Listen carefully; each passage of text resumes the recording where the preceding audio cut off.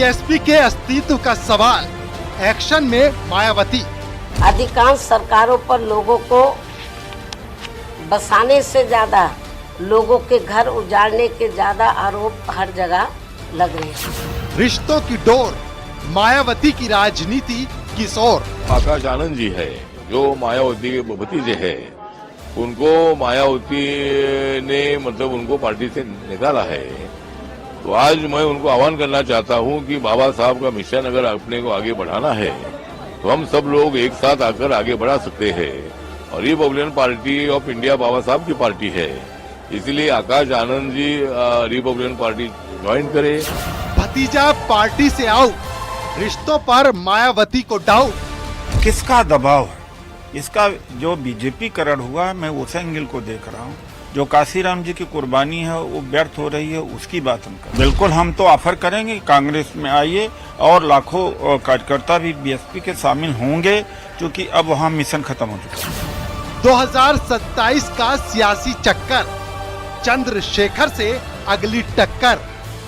मैं पहले ससुर, फिर भतीजे और अब भाई। इस पे ये घर का मामला, इस पे मैं और आप क्या कर सकते हैं।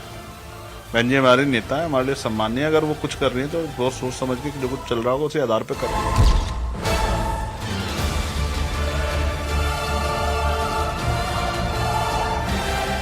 बीएसपी अध्यक्ष मायावती न सिर्फ उत्तर प्रदेश के कद्दावर मुख्यमंत्रियों में शुमार रही हैं, बल्कि पार्टी को एक राजनीतिक संगठन से राष्ट्रीय दल बनाने तक के सफर में मायावती का महत्वपूर्ण योगदान रहा है। मायावती अपने सख्त रवैये के लिए भी राजनीतिक गलियारों में जानी जाती रही हैं।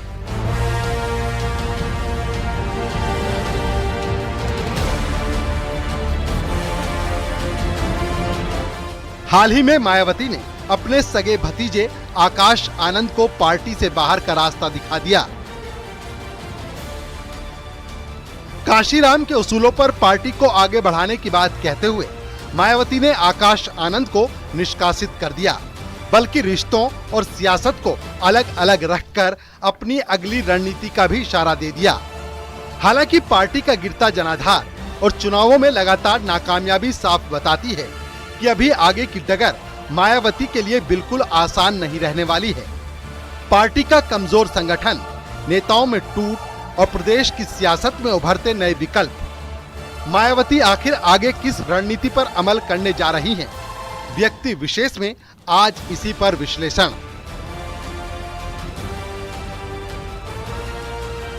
मायावती की पहचान एक जुझारू महिला राजनेता के तौर पर रही है।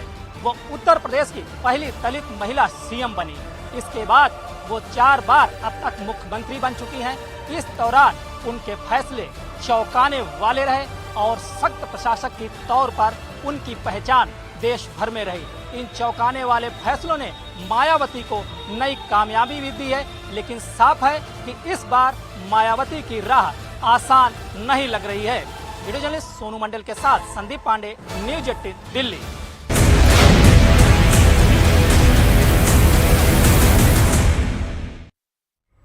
काशीराम के उसूलों पर पार्टी को आगे बढ़ाने की बात कहते हुए मायावती ने आकाश आनंद को निष्कासित कर दिया।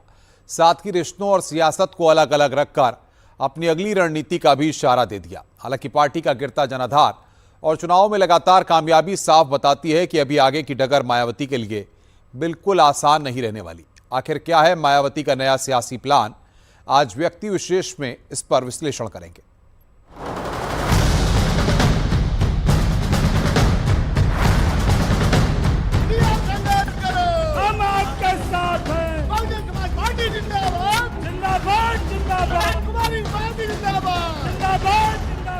यूपी ही नहीं बल्कि पूरे देश में भाजपा सरकारों द्वारा कानून व सरकारी मशीनरी का दुरुपयोग करके धर्म विशेष के नागरिकों व उनके धार्मिक स्थलों आदि को जो टारगेट किया जा रहा है, वास्तव में देश के विकास को बाधित करने वाला कदम है।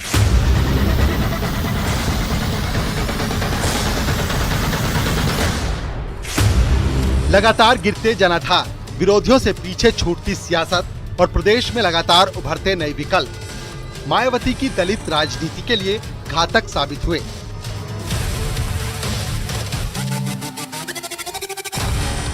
पिछले कुछ चुनाव की बात करें तो बहुजन समाज पार्टी का प्रदर्शन बेहद खराब रहा। यूपी विधानसभा चुनाव 2012 में बीएसपी को 79 सीटें मिली थी, लेकिन 2017 के विधानसभा चुनाव में बीएसपी के खाते में 19 सीटें आईं और 2022 के विधानसभा चुनाव में बीएसपी को सिर्फ एक विधानसभा सीट मिली।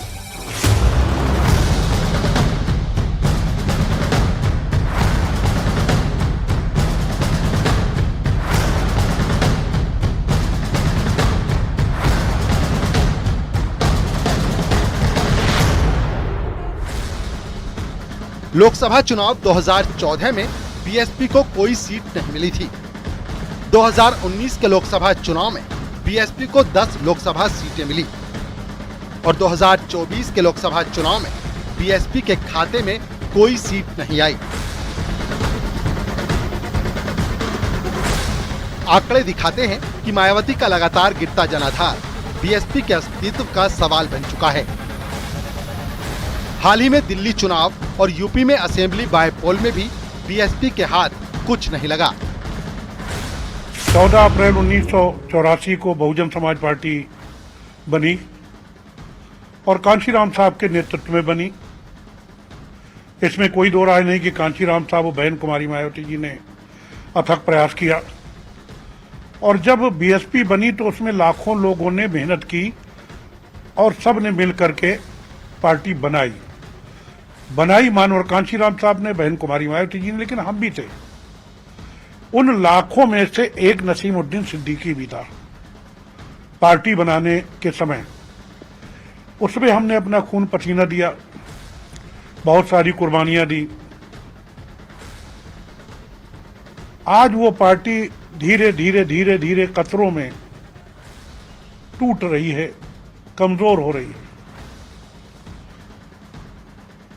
तो अगर कोई आदमी घर बनाता है और उस घर में 36 साल रहता है और इसके बाद भले ही वो घर छोड़ करके चला जाए, अब वो घर अगर गिरता है तो उसको तकलीफ होती है। आज बहुजन समाज पार्टी रूपी घर जो है वो गिर रहा है, मुझे तकलीफ है। हाल ही में मायावती की सियासी रणनीति ने हर किसी को चौंकाया है। आकाश आनंद को बसपा प्रमुख मायावती ने खुद राजनीति के लिए तैयार किया। 8 साल तक उनको आगे बढ़ाया और अहम पद दिए। उसके बाद लगा कि उनकी आकांक्षाएं ज्यादा बढ़ रही हैं, इससे पार्टी को नुकसान हो सकता है, तो अपने सगे भतीजे को पार्टी से बाहर कर दिया। मायावती का ऐसा निर्णय कोई नया नहीं है, वो ऐसे ही सख्त निर्णय के लिए जानी जाती हैं। वह पार्टी अम्बेडकरवादी विचारधारा की सोच है। बात समझे? अम्बेडकरवादी का मतलब संविधान में मिले हुए हक दिलाने की सोच है, न कि घर बनाने की सोच है, न कि तोड़ फोड़ करने की सोच है। आप सोच सकते हैं कि जिन लोगों ने, उस पार्टी ने बहुत लोगों को बहुत कुछ दिया है, जिसको कुछ दिया हो उन्हें पार्टी को देना चाहिए। बसपा में ऐसे नेताओं की एक लंबी फेहरिस्त है। मायावती को लगा कि किसी नेता की हसरतें ज्यादा बढ़ रही हैं, तो उसे निकाल कर बाहर कर दिया। इसके लिए उन्होंने पार्टी के अंदर मजबूत फीडबैक सिस्टम भी बनाया है। काशीराम ने 1984 में बीएसपी बनाई थी। उससे पहले ही उन्होंने इसके लिए काम शुरू कर दिया था। तब उन्होंने पार्टी के अंदर कई नेता तैयार किए थे। जैसे जैसे पार्टी आगे बढ़ी तो नेताओं की संख्या भी बढ़ती गई। एक समय था बीएसपी में हर क्षेत्र में हर जाति के बड़े नेता थे। उसके बाद मायावती के हाथ में पार्टी की बागडोर आई तो उन्होंने भी नए नेता बनाए, लेकिन उन्होंने कई नेताओं को बाहर का रास्ता भी दिखाया। उनको लगा कि किसी नेता की महत्वाकांक्षाएं ज्यादा बढ़ रही हैं, उससे नुकसान हो सकता है, तुरंत निकालकर उसे बाहर कर दिया। कई ऐसे नेता भी हैं जो कभी मायावती के खास हुआ करते थे, लेकिन बाद में मायावती ने खुद ही उन्हें पार्टी से बाहर का रास्ता दिखा दिया। राम अचल राजभर, लालजी वर्मा, स्वामी प्रसाद मौर्य, नसीमुद्दीन सिद्दीकी, ठाकुर जयवीर सिंह, रामवीर उपाध्याय और ब्रजेश पाठक ऐसे नेता हैं जो काशीराम के बाद भी मायावती के करीबी रहे। मायावती ने ही इनको आगे बढ़ाया और कई विभागों के मंत्री रहे, लेकिन आखिर तक मायावती को उन पर भी विश्वास नहीं रहा। दूसरी पार्टियों के संपर्क में होने या अन्य पार्टी विरोधी गतिविधियों के आरोप में इनको भी निकाल दिया गया और इन्होंने दूसरी जगह अपना ठिकाना बना लिया। तो जिस तरह से बीजेपीकरण हो रहा है उससे तकलीफ है। और दूसरी बात है किसके डर के वजह से आत्मघाती कदम उठा रही है, जिससे बहुजन समाज पार्टी का भी हरास हो रहा, क्षति हो रही है और केवल बीजेपी का या सांप्रदायिक ताकत का ही फायदा मिल रहा है। मेरा यह सवाल है कि जब बीजेपी के खिलाफ उन्होंने भाषण दिया 2024 के लोकसभा चुनाव के दौरान, 24 घंटे के अंदर उनको पद से हटा दिया गया। किसका दबाव है?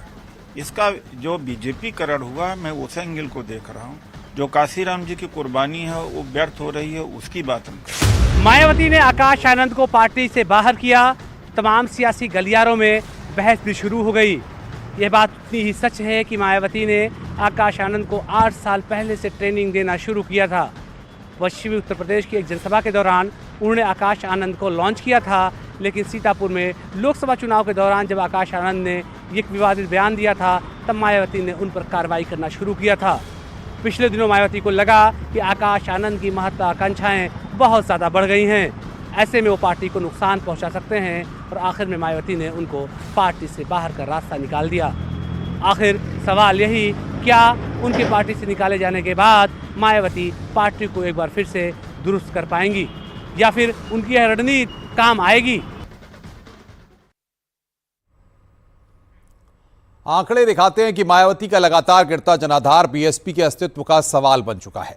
हाल ही में दिल्ली चुनाव और यूपी में असेंबली बाईपोल में भी बीएसपी के हाथ कुछ नहीं लगा। हाल ही में मायावती ने अपने सख्त फैसलों के साथ पार्टी में नेताओं को कई संदेश दिए हैं। पहले अपने भतीजे के ससुर और कभी बेहद करीबी रहे अशोक सिद्धार्थ को पार्टी विरोधी काम के आरोप में बाहर किया, फिर आकाश आनंद को भी पार्टी से निकाल दिया। इससे साफ संदेश गया कि पार्टी में वो ही सुप्रीमो है। पहले तुम संघर्ष करो।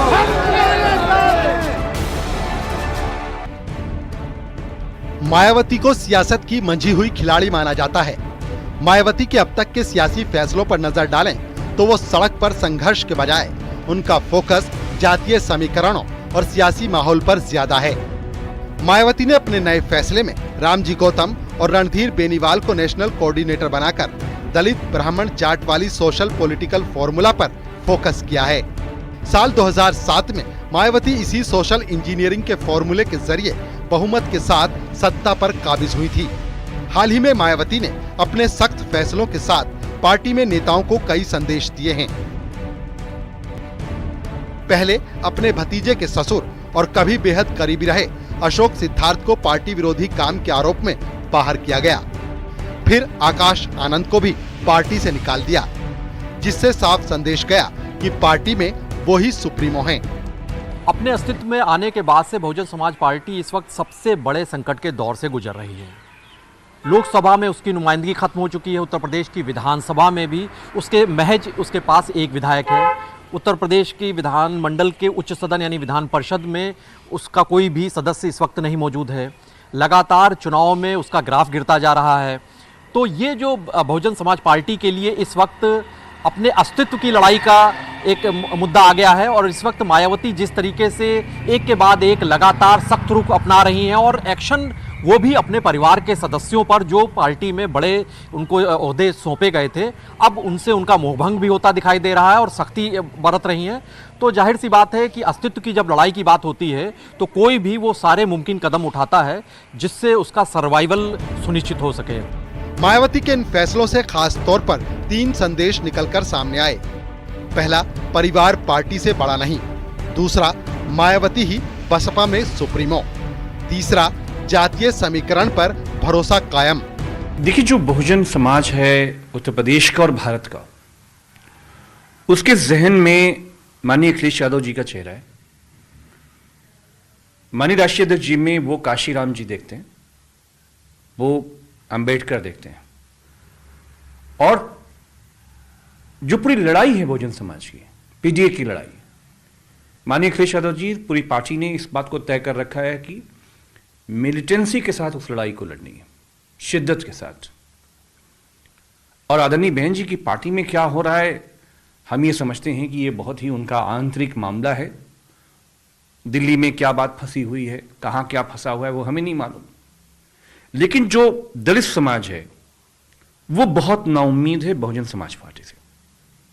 समाजवादी लोग एक एक वर्कर का प्रण है, पिछड़े समाज से आए हुए लोगों का, अल्पसंख्यक समाज से आए हुए लोगों का, जो अनुसूचित वर्गों की जो लड़ाइयां हैं, जो दलित समाज की लड़ाइयां हैं, चाहे बाबा साहब भीमराव अंबेडकर का संविधान बचाना हो, चाहे आरक्षण बचाना हो, प्रमोशन में रिजर्वेशन का मामला हो, निजीकरण का खात्मा हो, इस लड़ाई को माननीय अखिलेश यादव जी के नेतृत्व में उत्तर प्रदेश का एक एक वर्कर समाजवादी पार्टी का हम लोग लड़ने का काम करें। पिछले कई चुनावों में लगातार हार, पार्टी के वरिष्ठ और प्रभावी नेताओं का एक एक कर दूर होते जाना बीएसपी के अस्तित्व के सवाल तक पहुंच चुका है। आकाश आनंद को अहम जिम्मेदारी और पार्टी में उत्तराधिकारी घोषित करने के बाद पार्टी के अंदरूनी हिस्सों में परिवारवाद के आरोप लगने शुरू हुए तो मायावती ने एक झटके में पार्टी से परिवार का सफाया कर दिया और संदेश दिया कि वो अभी भी पार्टी में फैसले लेने और प्रभाव कायम रखने की हैसियत में हैं। 2012 के बाद से लगभग 13 साल हो गए हैं। बीएसपी का बिल्कुल नामो निशान एक तरीके से उत्तर प्रदेश की राजनीति से मिट सा गया है। कहीं एक विधायक, कहीं 0 सांसद।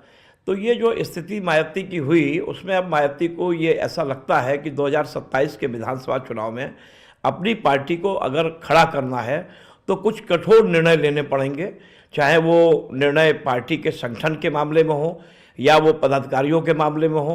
क्योंकि मायावती के ऊपर लगातार ये आरोप लगता रहा कि मायावती जो है 2014 से भारतीय बी टीम के रूप में काम कर रही हैं। उनका संगठन, उनके पदाधिकारी बिल्कुल निष्क्रिय थे और जिस तरीके से चुनाव लड़ना चाहिए था, मायावती चुनाव मैदान में भी नहीं दिखाई दी। अभी बीच में जो वाकया हुआ कि उन्होंने अपने परिवार के, अपने जिस तरीके से अपने भतीजे को, अपने भाई को 2 बार निकाला, 2 बार पार्टी में रखा, फिर निकाला, तो जो ये परिवारवाद की जो एक आरोप लग रहे थे, तो पार्टी के संगठन को अभी उन्होंने बीते दिनों 1-2 दिन पहले लखनऊ में एक बड़ी बैठक की और उन्होंने जिस तरीके से कोऑर्डिनेटर्स, नेशनल कोऑर्डिनेटर बनाए, गौतम जी को जिम्मेदारी दी, तो उनको ये लगता है कि अगर राजनीति में अपनी पार्टी का सर्वाइव करना है तो कुछ कड़े निर्णय, कड़े फैसले लेने पड़ेंगे। करीब 70 साल की हो चुकी बीएसपी प्रमुख मायावती के सामने पार्टी को फिर से खड़ा करने की चुनौती है। 2027 के चुनाव से पहले उनका कड़ा रुख बताता है कि इसके लिए वो खुद ही मोर्चा संभालने की तैयारी में हैं। लेकिन क्या ये कोई सियासी रणनीति है या फिर लगातार हार से वो हड़बड़ा गई हैं?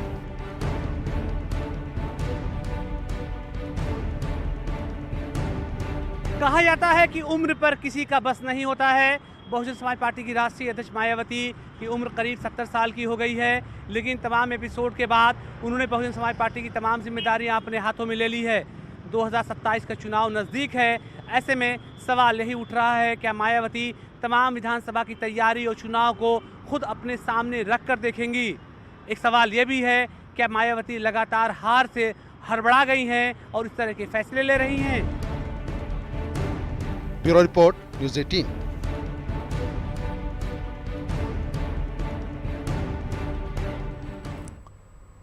एक तरफ समाजवादी पार्टी और बीजेपी दलित वोटों में पहले ही अच्छी खासी सेंध लगा चुकी हैं, तो दूसरी तरफ दलितों के लिए चंद्रशेखर एक नए विकल्प के तौर पर उभरे हैं।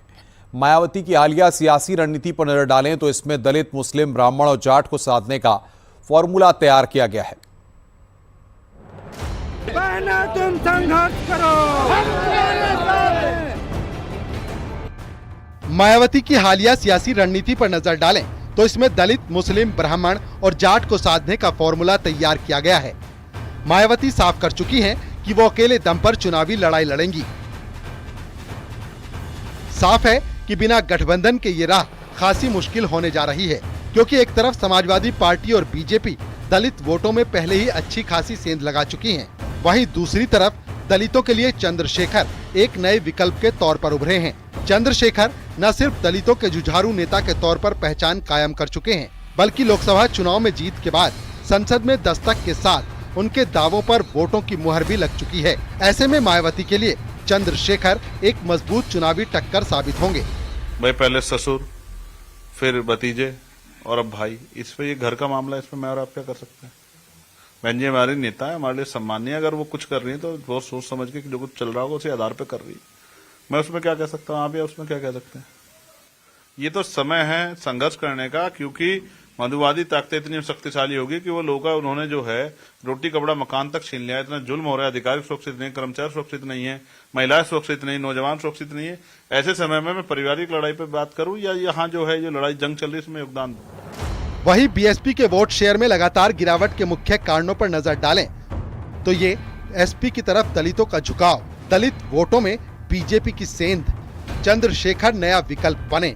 बसपा को समझ में नहीं आ रहा कि किधर चले और वो उनका आंतरिक मामला है और मुझे लगता है कि बसपा को बहुत सोच समझकर आगे की दिशा तय करनी चाहिए और बाकी उन्होंने दलित समाज के लिए काफ़ी कुछ किया है। ऐसे समय में अब दलित समाज भी भारतीय जनता पार्टी की तरफ आशा भरी निगाहों से देख रहा है और माननीय प्रधानमंत्री जी ने, माननीय मुख्यमंत्री जी ने जिस प्रकार से योजनाएं चालू की हैं दलित समाज के लिए, गरीबों के लिए, वंचितों के लिए, और इस बार माननीय मुख्यमंत्री जी ने कहा कि वंचितों को वरीयता, तो वरीयता में वंचित आएगा तो उस समाज के ही लोग ज़्यादा से ज़्यादा आएंगे और उस समाज को जोड़ने का काम भारतीय जनता पार्टी अब करेगी। हालांकि कांग्रेस पर मायावती लगातार हमलावर रही हैं, लेकिन राहुल गांधी इशारों में बोल चुके हैं कि अगर मायावती साथ होती तो चुनावी नतीजे कुछ और हो सकते थे। लेकिन ये सियासी ऑफर जिस तरीके से बहस और तीखे पलटवार का सबब बना, उससे साफ है कि भविष्य में मायावती और कांग्रेस के बीच की दूरी कम नहीं होने वाली है। कि जिस तरीके से मान्यवर काशीराम जी ने बसपा को खड़ा करने में अपना पूरा जीवन लगा दिया और गांव-गांव घूम के, बस्तियों में घूम के अपने सारे सुख सुविधाओं को छोड़कर मान्यवर काशीराम जी ने बसपा को खड़ा किया। आज बसपा पूरी तरीके से अपने रास्ते से, अपने दिशा से भटक गई है। मूल उसका कारण है कि आज जो इन्होंने परिवार की बात कही थी बहन जी ने, आज वो परिवार की तरफ धीरे धीरे अपनी पार्टी को लेकर आगे काम खड़ा किया, उसमें पार्टी में अपने परिवार को शामिल किया। तो निश्चित तौर से है कि ये सारी चीज़ें होंगी। कभी आप आनंद को पद देते हैं, कभी आनंद के ससुर जी को हटाते हैं, कभी आनंद के पिताजी को देते हैं। मुझे लगता है ये अपमानित करने की बात है। बीएसपी के लिए मायावती ने जो सर्वाइवल प्लान तैयार किया है वो कितना कारगर साबित होगा, इसे लेकर राजनीति के जानकारों की अलग अलग राय है। बहुजन समाज पार्टी अभी भी तीसरी सबसे बड़ी पार्टी है। जनाधार के मामले में वो तीसरे ही नंबर पे है। हालांकि उसके जो विधायकों की संख्या है वो काफी पीछे है। उस पे जाएंगे तो और भी कई पार्टियां उसके ऊपर हैं। और जो पार्टी 2007 में बहुमत से सत्ता में आई हो वो अब सुहेलदेव भारतीय समाज पार्टी, अपना दल, राष्ट्रीय लोकदल और जनसत्ता दल टाइप पार्टियों से भी नीचे है। तो ये एक अलग स्थिति है। लेकिन मायावती जी का जो सर्वाइवल प्लान है, जो रणनीति है, वो साफ नहीं है। न कार्यकर्ताओं में उसका साफ मैसेज है, न पदाधिकारियों में के द्वारा जो काम किए जा रहे हैं उससे जनता के बीच में साफ मैसेज जा रहा है। बीएसपी सुप्रीमो मायावती इसीलिए जानी ही जाती हैं जब से उन्होंने बहुजन समाज पार्टी की बागडोर अपने हाथों में ली थी, उसके बाद से सिर्फ और सिर्फ वही सारे फैसले करती रही हैं। और कई बार उनके जो निरंकुश बात कहनी चाहिए या तानाशाह की बात होती है उसको लेकर भी उनके ऊपर आरोप लगते रहे हैं। लेकिन इन सब आरोपों से बेपरवाह होकर मायावती पूरी तरीके से जो भी फैसला लेती हैं उसको दृढ़ता के साथ लेती हैं। और उसमें वो शायद जब कोई भी लोग मानकर चलते हैं कि मायावती अब कमज़ोर पड़ रही हैं, उस वक्त वो ऐसे तमाम फैसले लेती हैं जो चौंकाने वाले होते हैं। तो तानाशाह होने की बात हो या वो एकाकी फैसले लेने की बात हो, बीएसपी सुप्रीमो मायावती इस मामले में कतई किसी भी कीमत पर, किसी भी सूरत पर कोई भी समझौता नहीं करती। खास बात ये कि मायावती न सिर्फ पार्टी में सख्त फैसलों के साथ साफ कर चुकी हैं कि वो ही सुप्रीम पावर हैं, बल्कि कार्यकर्ताओं और पदाधिकारियों से संवाद का पुराना तरीका भी अपना रही हैं। हाल ही में मायावती पार्टी के इकलौते विधायक उमाशंकर सिंह का हालचाल जानने उनके घर गईं। उमाशंकर सिंह काफी वक्त से बीमार हैं और मायावती ने उनके घर जाकर उमाशंकर सिंह से मुलाकात की। बहुजन समाज पार्टी एक राष्ट्रीय लेवल पे एक नेशनल पार्टी जानी जाती थी और एक जिस तरीके से काशीराम ने BS4 का निर्माण किया और कैडर उन्होंने एक मजबूत किया, बाद में बहुजन समाज पार्टी की नायक के रूप में मायावती जी आई और उनके ऐतिहासिक फैसले रहे, बहुत कठोर फैसले रहे। प्रशासनिक स्तर पे भी उनकी एक क्षमता बहुत अच्छी मानी गई, बहुत अच्छी सरकार उन्होंने चलाई। लेकिन परिवार में जिस तरीके से ये आनंद का और भतीजे का एक वो हुआ, परिवारवाद का भी आरोप लगा, टिकट बेचने का भी उनके ऊपर आरोप लगा। तो इन सारे आरोपों से घिरी हुई मायावती अब आने वाले समय में 2027 में अपनी पार्टी को फिर मजबूत करने के लिए वो मैदान में उतर गई हैं। तुम संघर्ष करो। बसपा प्रमुख मायावती भी 2027 की चुनावी रणनीति को साधने में जुट गई हैं। इसके लिए एक तरफ जहां वह सोशल इंजीनियरिंग फार्मूले के जरिए सर्व समाज को थामने की जुगत में है, वहीं दूसरी तरफ कैडर कैंप के जरिए अपने मूल वोटरों को भी सहेजने में प्रयासरत हैं। इसके साथ ही वो पार्टी की ओवरहॉलिंग में भी जुटी हैं। सबसे पहले उन्होंने अपने पारिवारिक सदस्यों पर एक्शन लिया और साथ ही ये संदेश दिया है कि पार्टी के अंदर कोई भी विरोध होगा उसे खत्म किया जाएगा। ऐसे में देखना यह होगा कि मायावती की ये रणनीति कितनी कारगर साबित होती है। वीडियो जर्नलिस्ट सोनू मंडल के साथ संदीप पांडे, न्यूज 18 दिल्ली। रुकेंगे एक ब्रेक के लिए, खबरों का सिलसिला लगातार जारी है।